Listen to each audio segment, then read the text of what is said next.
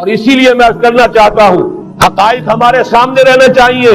یہ 45 برس کے بعد امریکہ کو کیسے خیال آ گیا کہ کشمیر کا مسئلہ واقعی ہے، ساقی نے کچھ ملا نہ دیا ہو شراب میں؟ یہ کہاں سے رابن رافیل آئی پچھلے سال اور مسئلے کو زندہ کر کے چل دی؟ ہم خوش ہوئے، امریکہ نے مان لیا۔ حقیقت میں امریکہ کی نظر ہے اور وہ اس کو چاہتے ہیں کہ کوئی دوسرا اسرائیل بنائے، آزاد بنا کر اس کو اپنے تسلط میں لے۔ اس لیے کہ اگر جو پروگرام ہے، اگر وہاں پر فرض کیجئے بہت مطالبہ ہمارا مان لیا جائے، پلیبسائٹ کرایا جائے، اس کا نتیجہ کیا ہوگا؟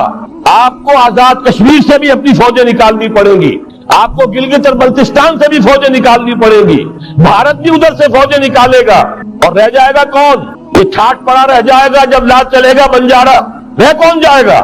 پھر تو وہی راج کرے گا جو UN پر قابض ہے، اور پھر ظاہر بات ہے کہ اس کے پاس دولت کے انبار اور جو بھی ان کی چالاکیاں اور ہوشیاریاں ہیں، ہو سکتا ہے کہ وہ اسے ایک نئے اسرائیل کی شکل دے۔ بہرحال ایک طرف تو بدی کی یہ قوتیں ہیں، اس کے مقابلے میں خیر کی قوت کون سی؟ خیر کی توقع کہاں سے؟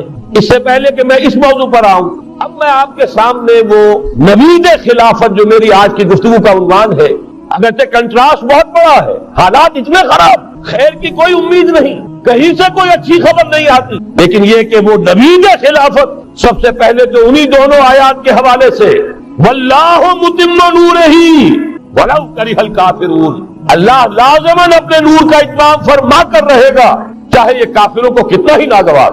وَمَكَرُوا وَمَكَرَ اللَّهُ وَاللَّهُ خَيْرُ الْمَاكِرِينَ، شر کی قوت اپنی چالیں چل رہی ہے، اللہ کی اپنی تدبیریں ہیں، جو آخری نتیجہ نکلنے والا ہے وہ کیا ہے؟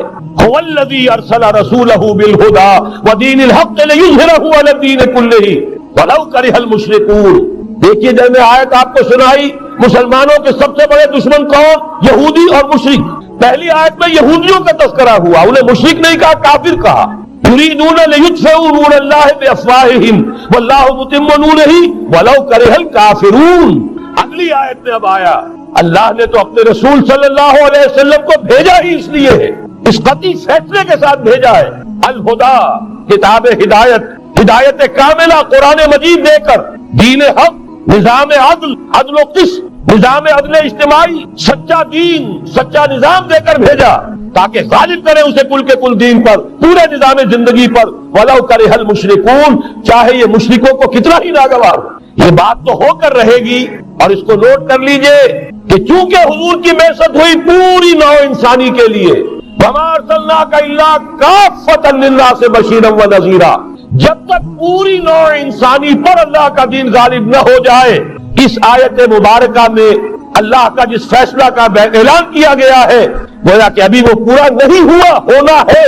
اسی لیے کہا تھا اقبال نے، وقت فرصت ہے کہاں، کام ابھی باقی ہے، نور توحید کا اتمام ابھی باقی، کل روئے ارضی پر، کل عالم انسانیت پر اللہ کا دین غالب ہو کر رہے۔ اس کی پھر نوید جو اور سورہ نور میں آئی ہے، اگر آپ کے پاس یہ ہے موجود 4 ورقہ نکال لیجئے، متن کو دیکھیے۔ خلافت کا وعدہ، حدیث مبارک ہے حضرت نعمان بن بشیر، یہ آیت جو ہے یہ سورہ نور کی ہے، وعد اللہ الذین آمنوا منکم وعملوا الصالحات، مسلمانوں تم میں سے جو لوگ ایمان اور عمل صالح کا حق ادا کر دیں گے، دعا کیجئے اللہم ربنا اجعلنا منہم، اللہ ہمیں اس کی توفیق دے، اللہم وفقنا لہذا، اللہ ہمیں اس کی توفیق عطا فرما۔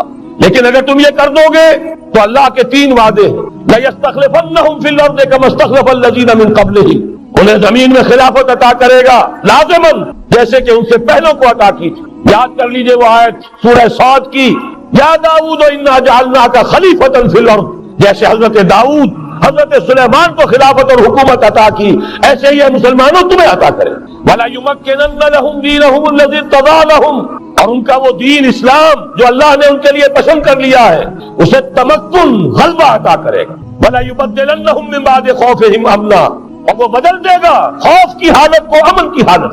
یہ 3 وعدے اصل میں ایک ہی ہے، مسلمانوں کو خلافت عطا ہو جائے، ظاہر بات ہے دین کا غلبہ ہوگا، دین کا غلبہ ہو گیا، مسلمانوں کی حکومت ہو گئی، مسلمانوں کے لیے کوئی اندیشہ نہیں، خوف نہیں۔ اب نوٹ کیجئے تاریخی اعتبار سے جو اب وہ خیر کی بات چلنی شروع ہوئی، یہ آیت نازل ہوئی ہے سن 5 کے اواخر میں یا سن 6 کے شروع میں، چونکہ صحابہ کرام دونوں شرطیں پوری کر چکے غزوہ احزاب میں، اپنے صبر اور مصابرت، اپنی استقامت، اپنی قربانی، اس کا پورا پورا ثبوت دے چکے، جبکہ وہ رجلیہ یہ شعر پڑھ رہے تھے، نحن الذین بایعوا محمدا علی الجہاد ما بقینا ابدا، ہم وہ لوگ ہیں جنہوں نے محمد سے صلی اللہ علیہ وسلم جہاد کی بیعت کی ہے، اب یہ جاری رہے گا جب تک جان میں جان ہے۔ لہذا شرطیں چونکہ پوری ہو چکی، لہذا اللہ کی طرف سے اس کی جزا، اس کا بدلہ، وعدہ شروع ہو گیا پورا ہونا۔ سن 6 میں صلح حدیبیہ ہو گئی، انا فتحنا لک فتحا مبینا، سن 7 میں خیبر فتح ہو گیا، 8 میں مکہ فتح ہو گیا، 9 میں پورے عرب کی صفائی کر دی گئی، موپنگ اپ آپریشن، فَإِذَا انسلخ الأشهر الحرم فاقتلوا المشرکین حیث وجدتموہم، گویا کہ پورے جزیرہ نما عرب پر وہ نظام قائم ہو گیا، اللہ کی حکومت اور اس کے نیک بندوں کی خلافت۔ اس کے بعد کل 24 برس میں یہ نظام کہاں سے کہاں پہنچا، ترکستان کے علاقے سے لے کر اور شمالی افریقہ کا اکثر و بیشتر علاقہ شامل، یہاں اب اللہ کا نور جگمگا رہا ہے، توحید کا ڈنکا بج رہا ہے۔ البتہ جیسا کہ میں عرض کر چکا ہوں، پھر وہ یہودی سازش، آپس کا اختلاف، خانہ جنگی، قدم رک گئے۔ نہ صرف یہ کہ قدم رک گئے، حادثہ اس سے بھی بڑا ہوا، زوال شروع ہو گیا۔ یہ جو اس کے بعد سے آج تک ہماری تاریخ ہے 1400 برس کی، اس کے لیے ایک حدیث ہے جو اس کتاب کے 4 صفحے پر درج ہے، یہ اگر آپ کو نہیں بھی ملا ہے تو جاتے ہوئے لے کے جائیے گا، یہ ہمارا ہدیہ ہے۔ اس لیے کہ جو مایوس کن حالات ہیں جن سے ہم دوچار ہیں، ان میں ہمارا حال یہ ہے کہ سمجھنے دے مجھے اے نا امیدی کیا قیامت ہے، کہ دامان خیال یار چھوٹا جائے ہے مجھ سے، امید کا دامن ہاتھ سے چھوٹ جاتا، کیسے حالات سیدھے ہو جائیں گے، کیسے خلافت آ جائے گی۔ جیسے قرآن مجید میں تذکرہ ہے، جب پہلی مرتبہ یروشلم کو برباد کیا ہے نبوکدنضر نے، حضرت عزیر جب آئے ہیں وہاں دیکھا شہر کو، کوئی متنفس نہیں، کوئی 2 اینٹیں سلامت نہیں، ان کی زبان سے الفاظ نکل گئے، انا یحیی ھذہ اللہ بعد موتہا، یہ بستی جو ایسے ویران ہو گئی اللہ اسے کیسے دوبارہ زندہ کرے گا۔ سورہ بقرہ میں واقعہ مذکور ہے، میں صرف حوالہ دے رہا ہوں۔ آج وہی حال ہمیں نظر آ رہا ہے، دنیا میں خلافت کیسے آ جائے گی؟ یہاں تو ڈنکا بج رہا ہے امریکہ کا، یہاں تو طاقت وہ ہے، اسرائیل کا خنجر جو ہے عالم عرب میں بھپا ہوا ہے، اور غیر عرب مسلم ورلڈ میں بھارت کا خنجر، اور دونوں خنجر کا نشان ہے۔ کبھی نقشہ دیکھا ہو، اسرائیل تو واقعتاً خنجر کے مانند تھا، جب تک یہ ویسٹ بینک شامل نہیں ہوا تھا اس کی شکل بالکل خنجر کی، اوپر دستہ اور نیچے وہ پھل، عالم عرب کے سینے میں پیوست۔ یہی بھارت کا حال ہے، آپ نقشہ دیکھیے، کشمیر خنجر کے دستے کے مانند ہے اور نیچے وہ تکون جا رہی ہے، اور اسی نے جدا کیا ہے عالم اسلام کا ایک حصہ جو مغربی پاکستان کے ساتھ ہو گیا، اور وہ جو بنگال مشرقی پاکستان سے ہوتے ہوئے انڈونیشیا ملائیشیا علیحدہ ہو گئے۔ اس پورے کو ذہن میں رکھیے تو یہاں بھی وہ خنجر اسی طرح پیوست۔ حالات اتنے مایوس، ہماری کوئی حیثیت نہیں، ہمارے حکمرانوں کے دنیا میں مذاق اڑتے ہیں، ہمارے وسائل ان کے زیر تسلط ہیں، ان کے قبضے میں ہے، ہماری پالیسیاں وہ بناتے ہیں، ہمارے لیے بجٹ انسٹرکشن وہاں سے آتی ہیں، ٹیکسیشن پالیسیز ان کے احکام کے مطابق بنتی ہیں، پھر کہاں سے ہو جائے گا؟ انا یحیی ھذہ اللہ بعد موتہا، کیسے زندہ کرے گا؟ میں اس کے لیے آپ کو یہ حدیث سے سنانا چاہتا ہوں تاکہ وہ یقین پیدا ہو۔ ایمان بالغیب جو پہلی شرط ہے قرآن مجید کی ہدایت سے استفادے کی، الف لام میم ذالک الکتاب لا ریب فیہ ھدی للمتقین الذین یؤمنون بالغیب۔ نبی نے خبر دی صلی اللہ علیہ وسلم، اور آپ نے اپنی تاریخ، اپنی امت کی کل تاریخ کے 5 ادوار گنا دیے۔ حضرت نعمان ابن بشیر کی حدیث، مسند احمد ابن حنبل، تکون النبوۃ فیکم ما شاء اللہ ان تکون، مسلمانوں تمہارے مابین نبوت قائم رہے گی، موجود رہے گی، یعنی میں بنفس نفیس تمہارے مابین رہوں گا جب تک اللہ چاہے گا۔ ثم یرفع اللہ اذا شاء یرفعها، پھر جب اللہ چاہے گا نبوت کو اٹھا لے گا، یعنی میرا انتقال ہو جائے۔ دوسرے دور کی خبر دی، ثم تکون خلافۃ علی منہاج النبوۃ، پھر ایک دور آئے گا خلافت کا، این نبوت کے نقش قدم پر کوئی فرق نہیں ہوگا، وہی نظام جو میں نے قائم کیا ہے یوں کا تو قائم رہے گا، میرے نقش قدم پر وہ خلافت ہوگی۔ فرمایا وہ بھی رہے گا جب تک اللہ چاہے گا، پھر وہ بھی ختم ہو جائے گا۔ پھر فرمایا تیسرا دور آئے گا، ثم تکون ملکن عاضا، ظالم ملوکیت، بادشاہی، محل بنیں گے، ٹھار جمیں گے، ظلم کا سکہ رواں ہوگا، ناجائز قتل ہوں گے۔ حجاج ابن یوسف کے ہاتھوں سینکڑوں تابعی محمد ابن قاسم بلا کر شہید کر دیے گئے، ورنہ اسی وقت پورا یہ جزیرہ نما ہند جو ہے، انڈین پیننسولا، اس وقت پورا کا پورا مسلمان ہو جاتا. لیکن ملوکیت کو کبھی یہ برداشت نہیں ہوتا کہ کوئی شخص پبلک کے اندر مقبول ہونا شروع ہو جائے, پاپولر ہونا شروع ہو جائے. ان کے اقتدار کے لیے خطرہ ہو سکتا تھا. اسی دور ملوکیت میں واقعہ کربلا ہوا, حسین ابن علی رضی اللہ تعالی عنہما شہید ہوئے. اسی ظالمانہ حکومت کے دور میں واقعہ ہررا ہوا, مدینے کی بے حرمتی ہوئی 3 دن تک. اسی کے دور میں حضرت عبداللہ ابن زبیر رضی اللہ تعالی عنہما شہید ہوئے. میں اب کیا گنواؤں. حضور نے جب فرمایا ثم تکون ملکا عاضا, کاٹ کھانے والی ملوکیت, یہ اسی کی شرح ہے. فرمایا یہ دور بھی رہے گا جب تک اللہ چاہے گا, پھر جب اللہ چاہے گا اسے بھی اٹھا دے گا. پھر چوتھا دور آئے گا ثم تکون ملکا جبریا, پھر بادشاہی ہوگی غلامی کے ساتھ. میں نہیں کہہ سکتا اس وقت صحابہ نے اس کا مطلب کیا سمجھا ہوگا, اب چونکہ یہ دور ہمارے سامنے سے گزر چکا ہے, بلکہ ایک اعتبار سے ہم اسی دور میں سانس لے رہے ہیں. لہذا بات سمجھ میں آ رہی ہے کہ وہ ملوکیت چاہے ظالم تھی, بادشاہ مسلمان تو تھے, کلمہ گو تو تھے, ان میں بہت اچھے بھی ہوئے ہیں. تاریخ انسانی میں مسلمانوں کے جیسے عمدہ مثالیں ہیں عمدہ بادشاہوں کی, شاید تاریخ کے اندر کوئی اور مثالیں پیش نہ کی جا سکے. لیکن یہ کہ اس کے بعد جو دور آیا, کہیں ہم تاج برطانیہ کے غلام بن گئے, ملکہ برطانیہ, شاہ برطانیہ, ہز میجسٹیز گورنمنٹ, ہر میجسٹیز گورنمنٹ, کہیں فرانس کے, کہیں اٹلی کے, کہیں ہالینڈ کے, کہیں اور کسی کے, فرانس کے. اس طرح سے پورا عالم اسلام جو ہے کولونیل دور کے اندر غلامی کے دور میں چلا گیا. یہ چوتھا دور تھا. لیکن یہاں تھوڑا سا توقف کر لیجئے, یہ چوتھا دور ایک درجے میں ختم ہو گیا ہے. کہتے ہیں دنیا والے کولونیل دور ختم ہو گیا, حقیقت میں ختم نہیں ہوا. براہ راست حکمرانی ختم ہوئی ہے, انڈائریکٹ رول جاری ہے. ریموٹ کنٹرول کے ذریعے سے وہی حکومت کر رہے ہیں, بٹن وہی سے دبتے ہیں, ہم جا کر جھولیاں انہی کے سامنے پسارتے ہیں, انہی سے کبھی سرمایہ کاری کی بھیک مانگتے ہیں, کبھی قرضوں کی بھیک مانگتے ہیں, ان کے چشم ابرو کے اشاروں کے منتظر رہتے ہیں. ہماری جنگ اور صلح ان کے تابع ہے, ہمارے تمام وسائل ان کے تسلط میں ہے. وہ دور ابھی ختم نہیں ہوا. فرق صرف یہ ہے, پہلے براہ راست حاکم تھے, آج بالواسطہ حاکم. لیکن حضور نے فرمایا صلی اللہ علیہ وسلم یہ دور بھی ختم ہو کر رہے گا. یوں سمجھیے جیسے کراچی میں لانڈی کورنگی میں کئی نمبر آتے ہیں بسوں میں, Karachi Landhi number 1, Landhi number 2, Landhi number 3, پھر کہیں 3.5 بھی ہوتا ہے. آج ہم بیچ میں کھڑے ہیں اس چوتھے دور کے, کہ حضور کے قول کے مطابق ملکن جبرین, یا دور ابھی جاری ہے, نصف ختم ہو گیا ہے, نصف ابھی باقی. لیکن ایک بات تو بڑی تلخ ہے, ابھی بقیہ نصف میں بڑی قیامتیں گزرنے والی ہیں. اسی بقیہ نصف میں وہ مارکا پیش آنے والا ہے, اسی میں وہ ملاحم ہوں گے, اسی میں وہ الملحمۃ العظمیٰ ہوگی, اسی میں دجال اکبر کا ظہور ہوگا, اس میں ہمارے اوپر تکالیف اور مصائب ابھی اور اس کے سائے گہرے ہوں گے, اور کچھ روز سزاؤں سے لہو برسے گا, اور غمناک کے تاریک اندھیرے ہوں گے. لیکن اس کے بعد فرمان نبوت پوری شان کے ساتھ ظاہر ہوگا. ثم تکون خلافت علی منہاج النبوہ, پھر دور آئے گا خلافت علی منہاج النبوہ کا, دوبارہ وہی دور, میں نہیں وہ نظام جو محمد رسول اللہ نے قائم فرمایا صلی اللہ علیہ وسلم, دنیا میں دوبارہ قائم ہو کر رہے. میرے کئی دوستوں نے کہا ہو کر رہے گا, میں یقین کے ساتھ کہتا ہوں ہو کر رہے گا. صرف یہ کہ ہم یہ نہیں کہہ سکتے ابھی اس میں کتنی دیر ہے. جیسے قرآن مجید میں کئی جگہ حضور سے کہلوایا گیا, نبی کہہ دیجئے ان ادری اقریب ام بعید ما توعدون, لوگوں جو وعدہ تم سے کیا جا رہا ہے یہ تو میں نہیں کہہ سکتا, وہ جلدی پورا ہوگا یا دیر میں ہوگا, ضرور پورا.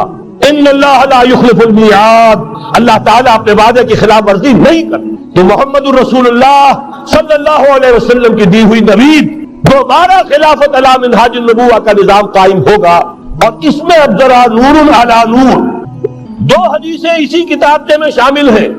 پھر عرض کر رہا ہوں یہ آپ کو مل جائے گا اگر نہیں ہے اس وقت, اور میں چاہتا ہوں آپ ان کے متن یاد کریں, ان حدیثوں کے مبلغ بن جائیں, ان آیات کو حفظ جان بنائیں, تاکہ مایوسی کا مداوع ہو سکے, ہمتیں جو پست ہو رہی ہیں ان میں دوبارہ عزم جمع پیدا ہو سکے. اس لیے ہم نے بڑی تعداد میں اسے شائع کیا ہے. 100 کے پیکٹس کے اندر آپ کو یہ مل سکے گا اگر آپ لینا چاہیں. عام کریں, پھیلائیں. پہلی حدیث ہے مسلم شریف کی, صحیحین میں سے ایک, سند کے اعتبار سے بلند ترین درجہ. حضرت ثوبان اس کے راوی ہے رضی اللہ تعالیٰ عنہ. بڑے پیارے الفاظ ہیں محمد الرسول اللہ صلی اللہ علیہ وسلم کے. فرماتے ہیں ان اللہ زوالی الارض، اللہ نے میرے لیے پوری زمین کو سکیر دیا، لپیٹ دیا. فرائیت مشارقہا و مغاربہا، میں نے اس کے سارے مشرق دیکھ لیے، سارے مغرب دیکھ لیے. وَإِنَّ أُمَّتِي سَيَبْلُغُ مُلْكُهَا مَا زُوِيَ لِي مِنْهَا، اور یقین رکھو میری امت کی حکومت ان تمام علاقوں پر قائم ہو کر رہے گی جو مجھے اس طرح زمین کو سکیڑ کر اور لپیٹ کر دکھا دی. اب جس شخص کو بھی محمد کی رسالت پر ایمان ہے صلی اللہ علیہ وسلم، اسے کوئی شک نہیں ہو سکتا. دوسری روایت حضرت مقداد سے، یہ مسند احمد ابن حنبل کی روایت، حضرت مقداد رضی اللہ تعالیٰ عنہ فرماتے ہیں حضور نے ارشاد فرمایا لا يبقى على ظهر الارض بیت مدر ولا وبر الا ادخلہ اللہ کلمۃ الاسلام، اس روئے ارضی پر کوئی گھر نہیں بچے گا، نہ اینٹ گارے کا بنا ہوا نہ کمروں کا بنا ہوا خیمہ رہے گا جس میں اللہ تعالیٰ کلمہ اسلام کو داخل نہ کر دے. کل روئے ارضی پر ہر گھر میں اسلام داخل ہوگا. لیکن اس میں بڑی اہم بات ہے، ہمارے بعض دانشور آج جو گمراہیاں پھیلا رہے ہیں اس کا توڑ اس حدیث میں ہے اور ہمیں صدمہ ہے. علامہ اقبال کا فرزند اور وہ اس مغالطوں کو عام کر رہا ہے. اور بھی چھٹ بھئیے دانشور تھے، ان کی بات کی کوئی اہمیت نہیں تھی، لیکن اب وہی بات کہی ہے ڈاکٹر جاوید اقبال نے. اس حدیث میں اس کا توڑ ہے. اسلام کا غلبہ ہوگا تو کیسے ہوگا؟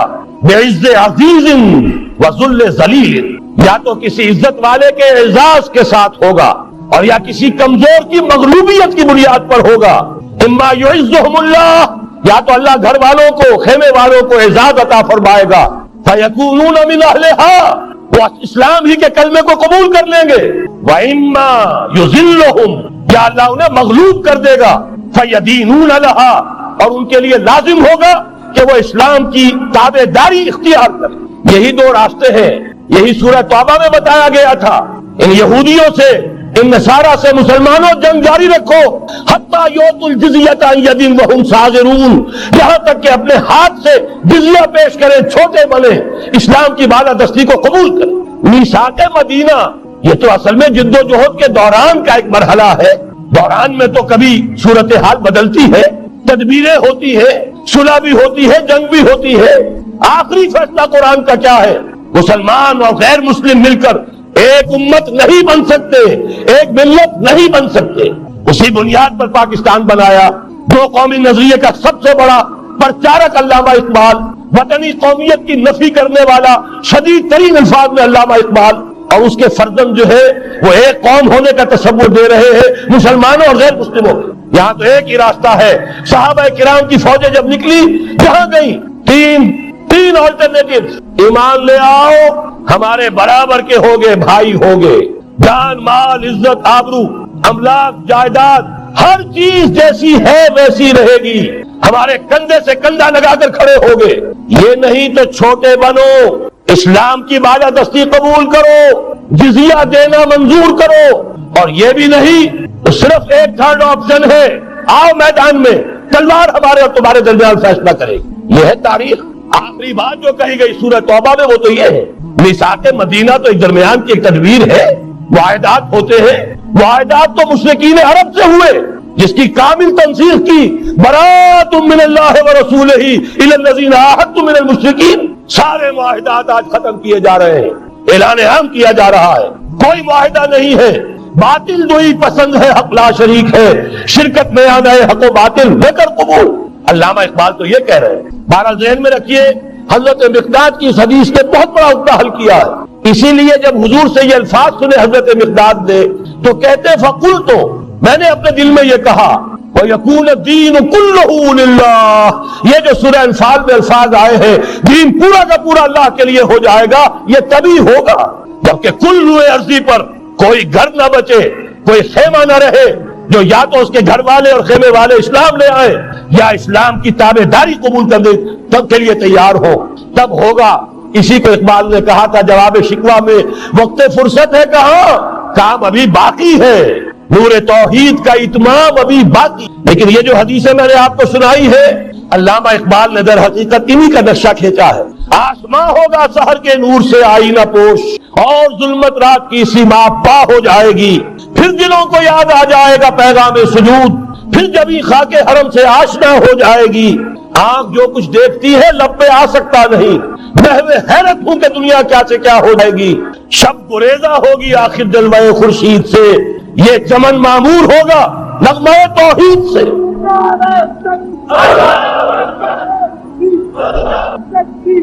میں نے اس پر جو عنوان قائم کیا ہے، کل جہاں معمور ہوگا نغمہ توحید سے، یہ پورا کا پورا عالم کرہ ارضی جگمگا اٹھے گا۔ اشرقت الارض بنور ربہا، وہ نور رب کا جب اطمینان ہوگا پوری یہ زمین اس سے چمک اٹھے گی۔ یہ ہے وہ پیشین گوئیاں۔ اب میں آپ کو بتانا چاہتا ہوں کہاں سے ہوگا۔ موٹی سی بات یہ ہے، پہلے خلافت علی منہاج النبوہ کا نظام قائم ہوا، کل روئے ارضی پر ایک دم نہیں ہو گیا۔ ایک ملک جزیرہ نما عرب، محمد الرسول اللہ صلی اللہ علیہ وسلم والذین معہ رضی اللہ تعالی عنہم اجمعین، ان کی جد و جہد، ایثار، قربانی، اس کے نتیجے میں جزیرہ نما عرب وہاں یہ نظام قائم ہو گیا۔ پھر پھیلا، پھر توسیع ہوئی، 3 لشکر نکلے تھے، مشرق، مغرب، شمال۔ شمال میں اوشیائے کوچک ترکی کا علاقہ، مشرق میں خراسان تک، مشرق میں یہ ماوراء النہر تک، مغرب میں بحر اوقیانوس تک۔ دشت و دشت ہے، دریا بھی نہ چھوڑے ہم نے، بحر ظلمات میں دوڑا دیے گھوڑے ہم نے۔ اب بھی یہی ہوگا، کسی ایک جگہ سے ہوگا۔ یہ میں اب آپ کو بتانا چاہتا ہوں کہاں سے ہوگا۔ پہلے اس کے جو شواہد ہے وہ سمجھ لیجئے، پھر حدیثیں میں سامنے لاؤں گا۔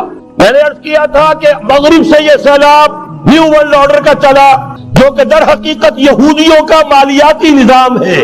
اس مالیاتی شکنجے میں انہوں نے یورپ، امریکہ کو جکڑا ہوا۔ اس کے بعد ان کی فتوحات کا دائرہ عالم عرب ان کے شکنجے میں آ چکا۔ ابھی آپ نے خبریں پڑھی ہوں گی، اب تو ہزاروں فنڈامنٹل سعودی عرب میں گرفتار ہو رہے ہیں، علماء گرفتار ہو رہے ہیں۔ یہ ساری حکومتیں جو امریکہ کے ایجنٹوں پر مشتمل ہیں، در حقیقت یہی سب سے پہلے اپنے ہاں کے جو مسلمان ہیں، جنہیں یہ کہتے ہیں کہ یہ فنڈامنٹلسٹ ہیں، سب سے پہلے تشدد ان کی طرف سے ہو۔ بہرحال اب اس سے آگے ہے عالم اسلام کا وہ حصہ، اس میں میں اور آپ بھی ہیں، یہ غیر عرب عالم اسلام، ایران سے شروع ہو کر پھر افغانستان، جو حضور کے زمانے میں خراسان کہلاتا تھا، یہ پورا افغانستان، کچھ تھوڑا سا حصہ ایران کا، کچھ تھوڑا سا حصہ روسی ترکستان کا، کچھ حصہ پاکستان کا، یہ سب حضور کے زمانے میں خراسان کہلاتا تھا۔ اس کے ضمن میں جان لیجئے اب یہ نیوکلیس بننے والا ہے، یہاں سے خلافت کا آغاز ہو کر رہے گا۔ اس کے شواہد کیا ہے؟ پہلی بات نوٹ کیجئے، ختم نبوت کے بعد سارا سلسلہ مجددین کا ہے رحمہم اللہ۔ 1000 برس تک سارے مجدد عالم عرب میں پیدا ہوئے۔ 11ویں صدی سے یہ صنم خانہ ہند، مجددین کی آماجگاہ، مجدد الف ثانی رحمت اللہ علیہ، 11ویں صدی ہجری، یا الف ثانی اسی کے دوسرا 1000 سال وہیں سے شروع ہوا۔ کہاں کے رہنے والے تھے؟ 12ویں صدی کے مجدد اعظم شاہ ولی اللہ دہلوی، 13ویں صدی میں سید احمد بریلوی اور ان کے ساتھی شہید شاہ اسماعیل شہید، 14ویں صدی میں شیخ الہند اسیر مالٹا، انگریز سے ٹکرا جانے والا۔ یہ مضمون ہم نے چھاپا تھا، اگرچہ چھپا تھا وہ پاکستان روزنامہ پاکستان میں، ہم نے بھی اسے چھاپا۔ اب دوبارہ جو کتاب کا شائع کیا ہے، انگلینڈ میں، انگلستان میں خلافت کی اذان کے عنوان سے اسپیشل ایک جو ہے ندائے خلافت کا ایشو آیا ہے، اس میں دوبارہ ریپیٹ کیا۔ اسے آپ کو اندازہ ہوگا شیخ الہند کی شخصیت کا۔ جرمنی تک سے ان کی گفتگو چل رہی تھی، دارالخلافہ ترکی سے گفتگو چل رہی تھی، ہندوستان کو آزاد کرا کر دوبارہ اس کو ایک دارالاسلام کی شکل دینا۔ اس لیے کہ اس وقت تک آپ کو معلوم ہونا چاہیے ہندو ابھی سویا ہوا تھا، وہ غلامی کا جو بھی اس کے اوپر اثر پڑا تھا مسلمانوں کی 1000 سالہ غلامی کا، اس کی وجہ سے اس میں کوئی حوصلہ تھا ہی نہیں، سیاست کے میدان میں ہندو ابھی آیا ہی نہیں تھا۔ اس وقت اگر کہیں وہ تجویز کامیاب ہو جاتی، وہ برلن پلان، وہ ریشمی رومال تحریک، تو واقعہ یہ ہے کہ 30 برس اور یہ بر عظیم پاک و ہند انگریز کا غلام نہ رہتا۔ وہ تحریک بھی چلی تو یہی، پھر یہ کہ اگر خلافت کو ختم کیا گیا تو احتجاجی تحریک چلی تو یہاں، اور کس سد و مد کے ساتھ، مولوی اماں محمد علی کی جان بیٹا خلافت میں دے دو، پورا بر عظیم پاک و ہند گونج اٹھا۔ گاندھی کو شریک ہونا پڑا تحریک خلافت میں، کہاں گاندھی کہاں خلافت۔ پھر اور شواہد نوٹ کیجئے، وہ جو کولونیل رول بظاہر ختم ہوا ہے، تمام مسلمان ممالک بظاہر آزاد ہوئے، لیکن کہیں بھی تحریک میں اسلام کا نعرہ نہیں لگا، صرف ایک جگہ، پاکستان کا مطلب کیا؟ لا الہ الا اللہ، اور اس سے پھر گونج گیا پورا بر عظیم پاک و ہند، راس تمہاری سے لے کے درا خیبر تک اور ادھر مکران سے لے کر چٹاگانگ تک پاکستان کا مطلب کیا؟ لا الہ الا اللہ. پوری دنیا میں اس کا کوئی نعرہ نہیں لگا. پھر پاکستان ہے وہ ملک جہاں قرارداد مقاصد پاس ہو گئی. خلافت اصولی اعتبار سے ہم نے تسلیم کر لی. جب حاکمیت اللہ کی ہے، ہمارے پاس حاکمیت نہیں، ہم حاکمیت کے مدعی نہیں. 10 کروڑ عوام کی ایک نمائندہ اسمبلی نے قرارداد مقاصد پاس کی. یہی تو خلافت ہے.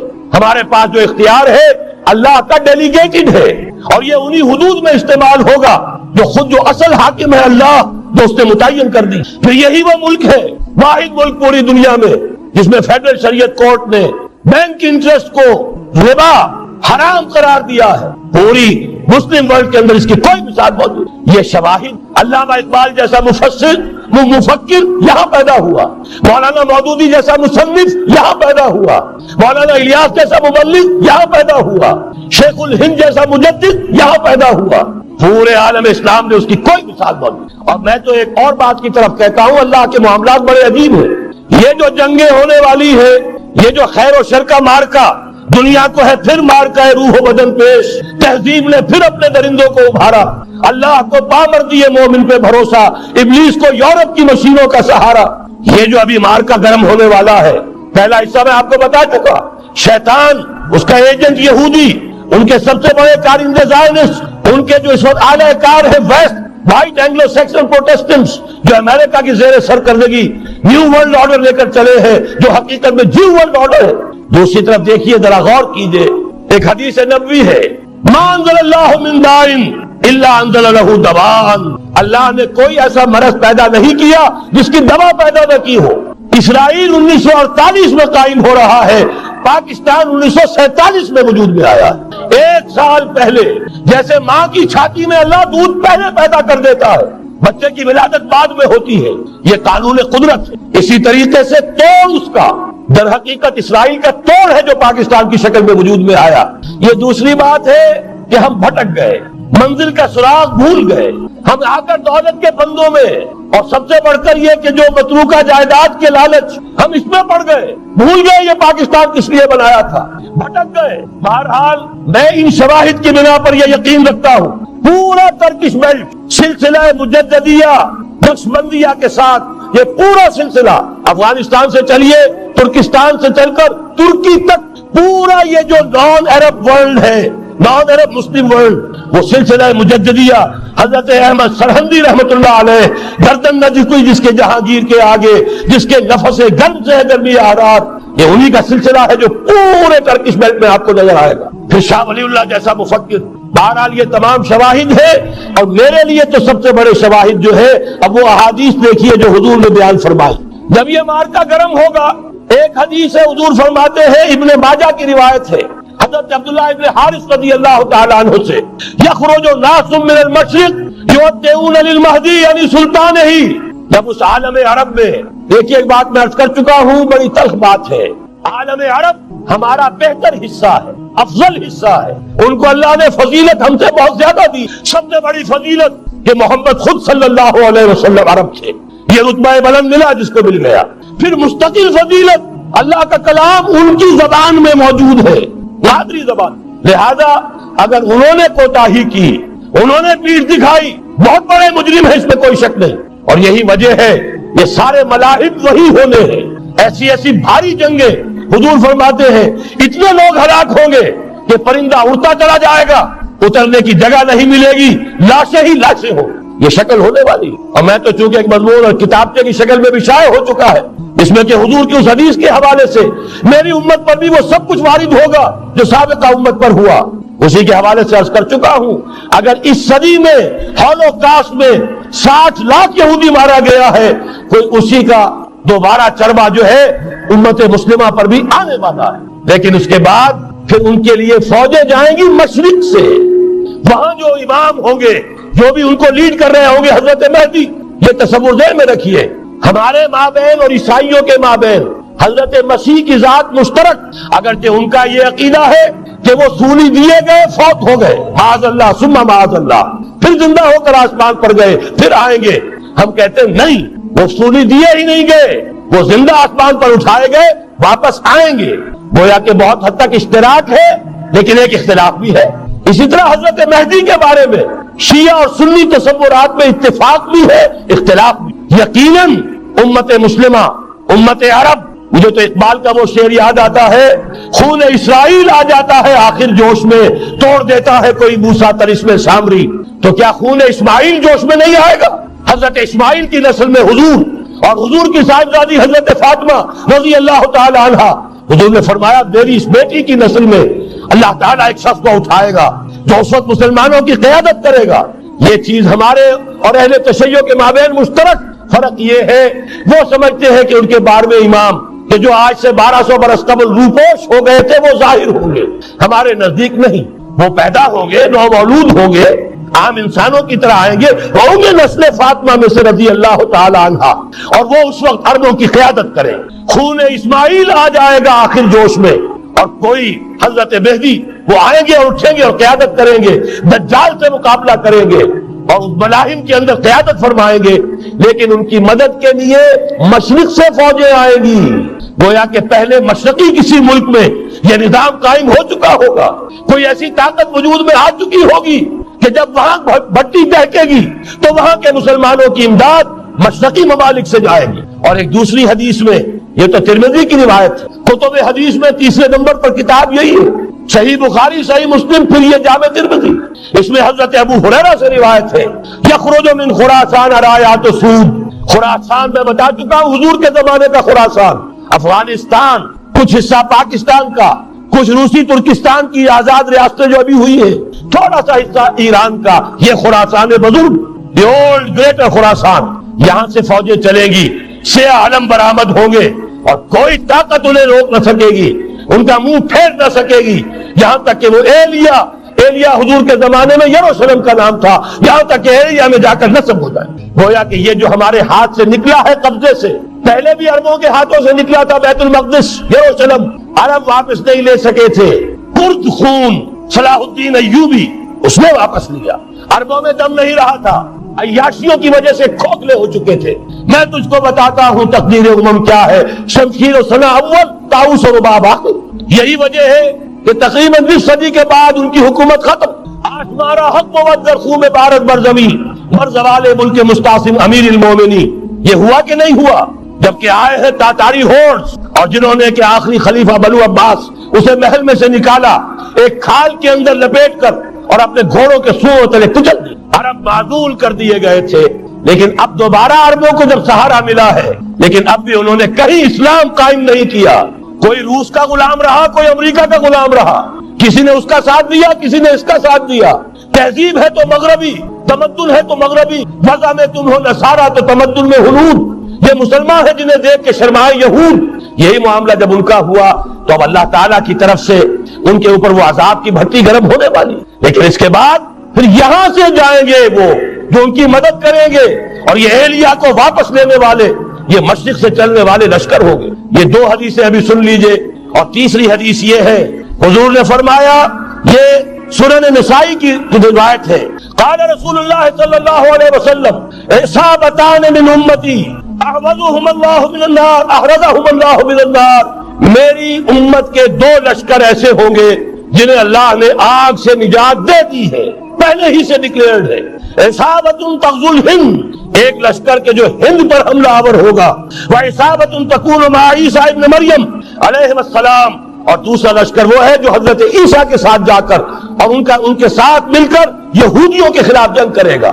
میں اس حدیث کا جو مطلب سمجھتا ہوں واللہ عالم، یہ اسی علاقے میں جب انقلاب آ جائے گا، یہ علاقہ خراسان اور پاکستان، جب یہاں نظام خلافت قائم ہوگا، یہاں سے اسلام کی توسیع ہوگی، اور یہاں سے جانب مشرق ہند اور جانب مغرب یہ جو یہودیوں کا سیلاب آ رہا ہے، ان دونوں کا مقابلہ کرنے کے لیے انشاءاللہ العزیز، ورنہ یہ عصابتان جو ہے ایک حدیث میں جمع کرنے کی کوئی اور حکمت ہو نہیں سکتی، ورنہ تو ہندوستان پہ کئی لشکر آئے ہیں، لیکن یہ کہ در حقیقت اسی وقت جبکہ عالم عرب میں وہ بھٹی دہکے گی، اسی وقت یہاں انقلاب آ چکا ہوگا، ایک طرف یہاں سے مدد کے لیے لشکر جائیں گے کہ جو مسلمان عرب جو ہے ان کی مدد کریں گے، حضرت مہدی کے جھنڈے تلے لڑیں گے، حضرت مہدی کی حکومت کو مستحکم کریں گے، جو اتبعون للمہدی، دوسری طرف وہ ہندوستان کی طرف پیش قدمی کریں گے، اور یہیں سے جیسے اس وقت سیلاب نکلا تھا جزیرہ نما عرب سے، ایک داہنی طرف ایک بائیں طرف، ایران، افغانستان، ترکستان، ادھر مصر، لیبیا، الجزائر، مراکش، موریتانیہ، اسی طریقے سے انشاءاللہ اسی علاقے سے اس کا آغاز ہوگا اور بات آگے بڑھے گی۔ تو غرض کیا ہے؟ یہ ہونا ہے، پچھلے آثار ثابت کر رہے ہیں کہ ہونا ہے، حضور کی احادیث بتا رہی ہے کہ یہی سے ہونا ہے۔ ہوا صرف یہ ہے ہم بھٹک گئے، ہمیں اپنی منزل یاد نہ رہی۔ میں تو بہرحال ان لوگوں میں سے ہوں جنہوں نے نعرے لگائے تھے پاکستان کا مطلب کیا، لا الہ الا اللہ۔ میں سن 46 میں یہاں حبیبیہ ہال میں قائد اعظم نے مسلم اسٹوڈنٹ فیڈریشن کے جس اجلاس کو خطاب کیا تھا، ضلع حصار سے جو 2 ڈیلیگیٹ آئے تھے ان میں سے ایک میں تھا۔ میں نے بہرحال اس تحریک میں بھی حصہ لیا ہے، ایک ننھے کارکن کی حیثیت سے لیا ہے، پھر حالات کو بدلتے اپنے آنکھوں سے دیکھا ہے، ہم کہاں سے کہاں جا پہنچے ہیں۔ ضرورت صرف اس بات کی ہے کہ آج ہمارا حال یہ ہے، ہماری قیادت، ہماری سیاست ان لوگوں کے ہاتھ میں ہے کہ وہ فریب خوردہ شاہی کہ پلاح و کرگسوں میں اسے کیا خبر کہ کیا ہے، تب وہ تاب جاویدانہ، ان کی تہذیب مغربی، ان کی ذہنیت مغربی، ان کی وضاقتہ مغربی، ان کا تمدن مغربی، ان کی سوچ مغربی، ان کے سارے اطوار مغربی۔ لہذا در حقیقت ایک تو یہ کہ ان سے چھٹکارا پانا، اور دوسرے یہ کہ در حقیقت مغرب کی تمام طاقتوں کو للکارنے کے لیے اس قوم کے اندر سے جذبہ ایمان، جذبہ جہاد کو برآمد کرنا، یہ 2 کام ہیں جو کرنے ہیں۔ اور اگر ہم یہ کر لیں گے، جیسا کہ میں نے آج آپ کو سنائی تھی، اللہ کا کوئی وعدہ غیر مشروط نہیں، ایمان اور عمل صالح، ایمان اور جہاد، یہ وعدے پورے کرو گے تو اللہ کا وعدہ بھی پورا ہوگا۔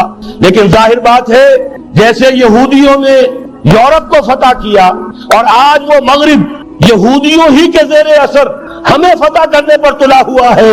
آج نوٹ کیجئے جس طرح 3 اطراف سے یہودیوں نے حملہ کیا یورپ پر، میں اس کا تذکرہ کر چکا ہوں، آج ہم پر بھی اسی طرح کا 3 پراؤنڈ اٹیک ہے۔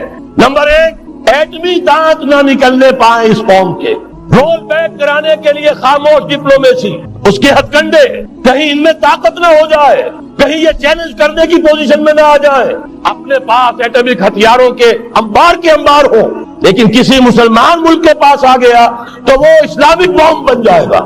اگر وہ اسرائیل کے پاس ہے کوئی حرج نہیں، لیکن پاکستان کے پاس کسی صورت میں اسلحہ نہیں ہونا چاہیے۔ کمزور رکھو، ہمارے دستے نگر رہے، ہماری ہی مرضی پر، ہمارے چشم ابرو کے اشارے پر حرکت کریں۔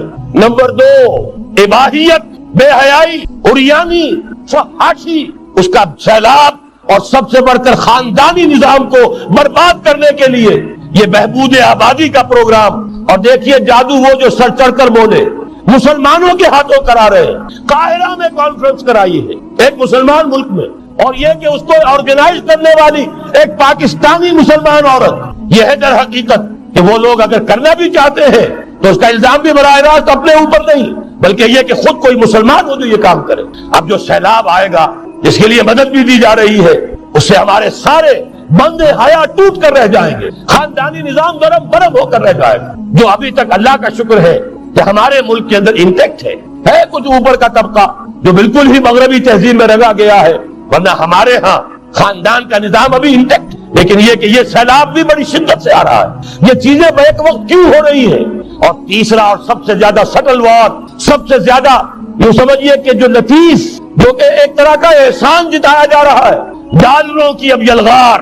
اب یہاں پر امریکی سرمایہ، وہ ڈالر چاہے مشرق سے آئے چاہے مغرب سے آئے، وہ یہودیوں کا اعلی کار ہے۔ آپ نے اگر $1 نوٹ کا اگر کبھی نقشہ دیکھا ہو، اس کے اوپر جو سگنیا بنا ہوا ہے، جو نشان ہے، وہ کیا ہے؟ پیرامڈ، احرام مصر۔ یہ کن کے لیے اہمیت رکھتے ہیں؟ ہزارہا یہودیوں کا خون اور ان کی ہڈیاں ان پیرامڈز کے تلے دبی ہوئی۔ جب یہ احرام بنائے گئے تھے، یہ یہودی وہاں غلامی کے دور میں تھے، بیگار ان سے لی جا رہی تھی۔ بڑے بڑے پتھر جب گرتے تھے تو پچھلے والے یہودی ہوتے تھے۔ یہ ان کی اپنی جیسے ہولوکاسٹ، جیسے انہوں نے اس کو اپنا سمبل بنایا ہوا ہے، اسی طریقے سے پیرامڈ، مصر کا پیرامڈ، یہ گویا کہ ان کے اس زوال کا ایک نشان ہے۔ اور اس پر ایک آنکھ بنی ہوئی ہے، ایک آنکھ، کانے دجال کی آنکھ، وہ دیکھ رہی ہے۔ عجیب ہے یہ سمبل۔ نیچے لکھا ہوا ہے نووس آرڈو سکلورم، اور یہ در حقیقت 1776 جو نیچے لکھا ہوا ہے وہ رومن حروف کے اندر یہ 1776 ہے، جو میں بتا چکا ہوں آرڈر آف ایلیمناٹی بشاپ نے قائم کیا تھا۔ عام دنیا یہ سمجھتی ہے کہ شاید یہ امریکہ کا یوم آزادی ہے، سن آزادی ہے۔ یکم مئی، اس آرڈر آف ایلیمناٹی کی تاسیس یکم مئی کو ہوئی ہے۔ یہ یکم مئی جو منایا جاتا ہے، دھوکہ یہ دیا گیا ہے کہ یہ شکاگو کے جو مزدور ہیں ان کی یادگار ہے۔ حقیقت میں یہ یکم مئی اور 1776 آرڈر آف ایلیمناٹی کی تاسیس کی تاریخ۔ یہ تمام معاملات سمجھ لیجئے، ڈالر در حقیقت۔ ہم نے ابھی تازہ ندائے خلافت میں نعیم صدیقی صاحب کی نظم شائع کی ہے، 45 برس بلکہ شاید اس سے بھی زیادہ عرصے کی پرانی نظم ہے جو ہم نے شائع کی۔ ڈالر میرے اس دیش کو ناپاک نہ کرنا، اور میں تو انہیں داد دیتا ہوں جو کچھ انہوں نے، شاعر کہتے ہیں اس کو جو صاحب شعور ہے، اس صاحب شعور نے جو مشاہدہ کیا ہے کہ ڈالر آئے گا تو کیا آئے گا ہمارے ہاں، اس کی پوری داستان اس تازہ ندائے خلافت میں ہم نے نہ معلوم کہاں سے اس کو کھود کر نکلوایا ہے۔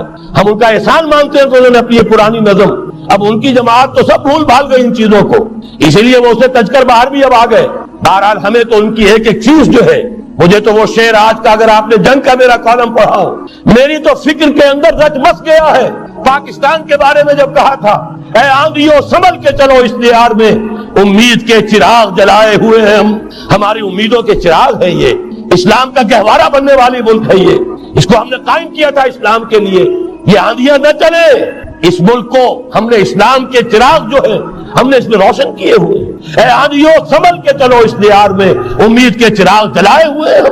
بہرحال یہ تیسرا سیلاب ہے، ننگی سرمایہ داری، جس کی پھر لعنتیں ہوتی ہیں، ایک طرف فقر، ایک طرف احتیاج، ایک طرف بھوک، ایک طرف دولت کے انبار۔ پہلے بھی ہمارے ہاں فرق کم نہیں ہے، لیکن اب جو ہوگا، اگر یہ بات پوری ہو گئی تو وہ ننگی سرمایہ داری، اور سرمایہ داری ہی در حقیقت یہود کا سب سے بڑا ہتھ کنڈا ہے۔ یہ بینکنگ کا نظام، یہ سارا کا سارا سودی نظام، یہ IMF، یہ ورلڈ بینک، یہی تو ان کے سب سے بڑے ادارے ہیں۔ تو واقعہ یہ ہے کہ تین طرف سے ہم پر حملہ ہو رہا ہے۔ اور یہ سود کے بارے میں کیا کہا تھا اقبال نے، ادربا آخر چمی زائد فتن، اس سود کے ام الخبائث کے پیٹ سے سوائے فتنوں کے اور کیا برآمد ہو سکتا ہے۔ کس نہ داند لذت قرض حسن، کسی کو قرض حسنہ کی لذت یاد نہیں رہی، بغیر سود کے قرض دو۔ تمہارے پاس فاضل رکھا ہوا ہے، کسی بھائی کو دو کہ وہ اپنی معاشی گاڑی کا پہیہ چلا لے، پھر اصل واپس لے لینا۔ اگر اتنی ہمت نہیں ہے کہ ان تصدقوا فهو خیر لکم، صدقہ ہی کر دو تو سب سے اچھا ہے، دے ہی ڈالو اپنا فاضل سرمایہ۔